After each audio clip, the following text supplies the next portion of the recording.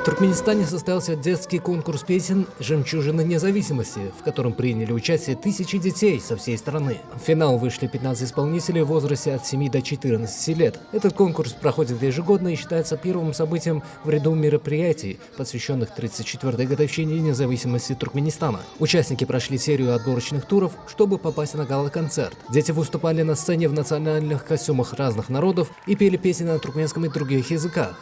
Концерт включал как народные, так и современные музыкальные композиции, демонстрируя разнообразие музыкальной культуры страны. Каждой песне был подготовлен видеоряд, который создавал атмосферу для зрителей. Всего было выбрано 7 победителей, по одному от каждого региона страны. Призы и дипломы от имени президента Сердара Бердмухамеда им вручили официальные лица.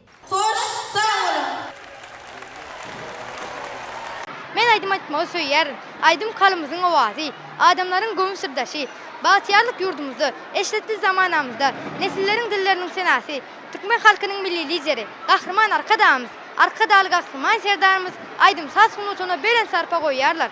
Onun ösme için şertleri dörödüp beriyarlar. Türkmenin altın asırı bəsləşiginin çəklərində geçirilen, Qaraşlının Mercin denilir adlı bəsləşigində hormatlı prezidentimizin tasir payına münasip olmakmağa da müyesser etti. Nesillere ak geleceği bağış eden kahraman arkadağımız, arkadalı kahraman serdarımızın canları sağ, ömürleri uzak olsun, alıp baren büyük tutumlu işleri hem işe de ruhaşlıklara beslensin.